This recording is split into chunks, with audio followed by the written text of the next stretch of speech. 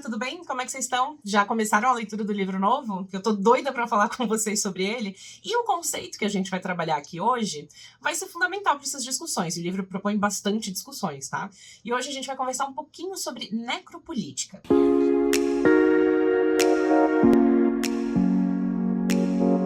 O filósofo camaronês Achille Mbembe escreveu um artigo em que ele julga o conceito de biopolítica do Foucault como sendo insuficiente para a gente entender as relações sociais de opressão e a nossa relação com a morte, a subjugação da vida pela morte. Então, ele acrescenta esse conceito de necropolítica aos ensaios do Foucault sobre poder. Então, vamos lá. Biopoder é quando a soberania se estabelece principalmente por ter o poder de decisão de quem vive e de quem morre.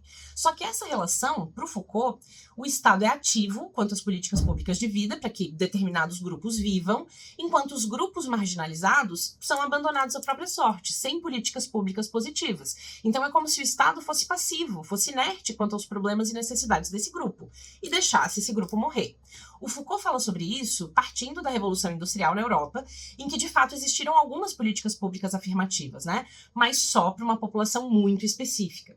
Inclusive eu falei um pouquinho sobre isso no último trabalho chamado Útero e Economia, que está no meu canal pessoal no YouTube, em que eu aponto como as leis anti-aborto foram endurecidas durante o período de industrialização e guerras, justamente para manter uma alta densidade populacional, num momento em que as nações precisavam de soldados e operários. Então, faz muito sentido pensar em outras políticas públicas que potencializassem a vida para ampliar a produção industrial. Mas para o Achille Mbembe, essa relação é inversa. O poder soberano decide quem pode viver e quem deve morrer. Ué, mas qual que é a diferença do que eu acabei de falar? Não é só uma diferença semântica, hein? O Mbembe diz que o Estado permite que alguns grupos interessantes sobrevivam e que ativamente caça os demais grupos. Um grupo pode viver, o Estado é passivo quanto a isso, e o outro grupo deve morrer. O Estado é ativo quanto à morte desse grupo. E o objetivo do Estado soberano é a guerra.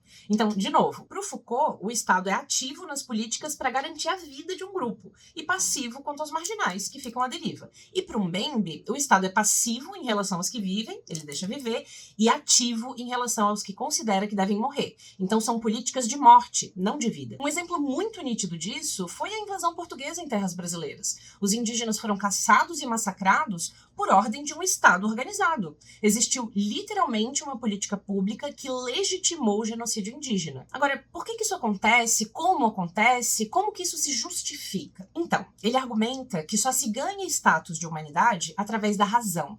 A política, ela deve ser estruturada através da racionalidade. A razão nos dá autonomia e capacidade de se organizar socialmente. Como? Através das leis. Então, a autonomia, a capacidade de organização social, de criar leis, de formar uma sociedade civilizada, é o que garante a humanidade de um grupo. Ou seja, razão é superior à emoção. Cultura é superior à natureza. A razão é aquilo que nos faz humanos. A racionalidade dá direito à humanidade e, portanto, ela dá direito à vida. Um exemplo claro disso é a nossa relação com os outros animais, que são considerados irracionais e, portanto, indignos. Nossa relação é de superioridade, de subjugação. Subjugamos os animais porque nos consideramos superiores por conta da nossa capacidade de organização social. E, por isso, a gente se dá o direito de instrumentalizar esses animais. A gente mata, come, prende, escraviza, coloca em cabresto para que eles gerem algum tipo de valor. Por isso a Lerner argumenta, no livro que vocês estão carecas de me ouvir citando, que um dos argumentos principais dos tradicionalistas, em relação às mulheres, claro, é a redução à biologia. A nossa capacidade biológica de procriar nos aproxima da natureza e, portanto, nos inferioriza. Certo, se a razão é o negócio mais importante, está associado à organização social, criação de leis, etc., e que a política é como se fosse a expressão máxima da racionalidade, o que está no lado oposto? O que é a não-razão? Paixão, contato com a natureza, a bárbare. Não a violência em si, porque o europeu sempre teve bastante tolerância quanto à violência, né? Mas aos costumes, ao modo de vida, à ausência de uma estrutura política patriarcal. E quem que expressa esses valores para o europeu da Idade Moderna? Os estrangeiros. os africanos, os asiáticos, os nativo-americanos. E o grande problema é que para se autoafirmar como Estado, como fortaleza, como soberania, é necessário destruir aquilo que não se enquadra nas leis e nos dogmas propostos pelo grupo soberano. E isso a gente viu muito bem quando trabalhou a transformação dos mitos e das deusas, né, a título de imprimir, de forçar novas culturas e crenças. É uma ideia muito antiga de que para garantir a saúde do grupo social é preciso eliminar o inimigo. Então, Mbembe fala sim sobre o nazismo, sobre os campos de concentração, porque são caricaturas mais recentes que ilustram muito bem essa relação. Mas ele diz que foi durante o período escravocrata, especialmente das plantations nas colônias, que foram aprimoradas as tecnologias da morte e a instrumentalização daqueles que não são considerados humanos, ou seja, a transformação dos nativos em produtos ou instrumentos para gerar lucro, e que mais tarde essas tecnologias foram ainda mais elaboradas nos regimes nazifascistas. Só que, claro, para que o sistema não seja deposto, para que não se fale de direitos, etc., a política da morte precisa ser justificada. Então, se criam estados de exceção, estabelecendo uma noção muito nítida de quem é o inimigo e que esse inimigo precisa ser eliminado. Usam-se ferramentas de confirmação, como pseudociências, médicos higienistas que argumentam que um grupo pode contaminar o outro. Cria-se um gatilho de emergência, que deixa as pessoas ansiosas por resolver o problema e o inimigo, e criam subgrupos, subclasses que acabam trabalhando no escalonamento dessas violências. Por exemplo, durante a escravidão existiam algumas mulheres escravizadas, geralmente as mais claras, que podiam trabalhar na cozinha e corriam riscos menores de sofrer maus tratos físicos, né?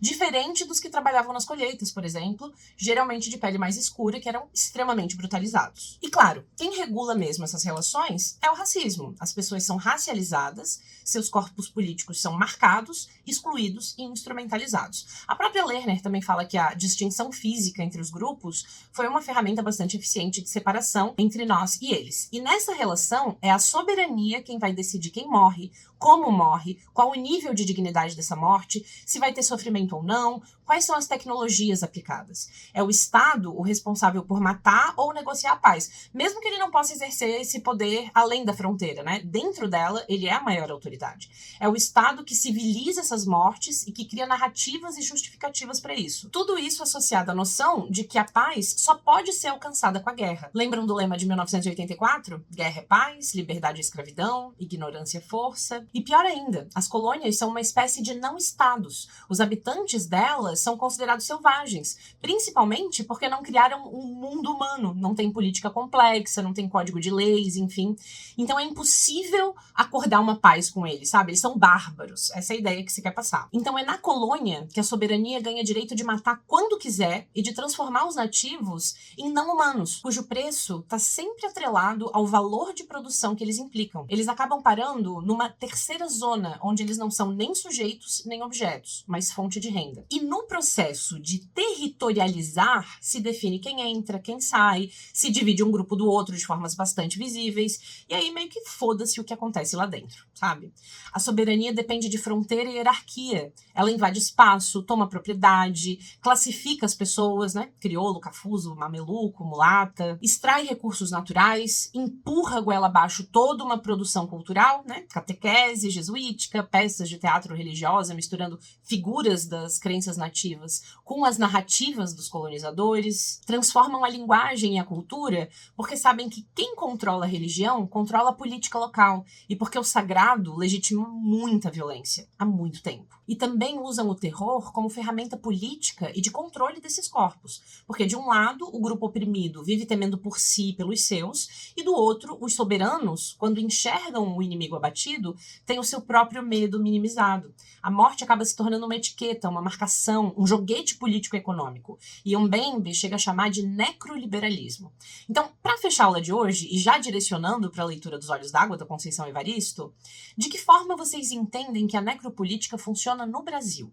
Onde é que é feita a territorialização? O que esses grupos marginalizados sofrem? Quais são as nossas tecnologias da morte? De que forma o Estado instrumentaliza os corpos negros? Quais as justificativas para a necropolítica aplicada aqui? Como a soberania civiliza essas mortes? Bora papear sobre isso nos próximos encontros? A gente tem bastante coisa para conversar, né?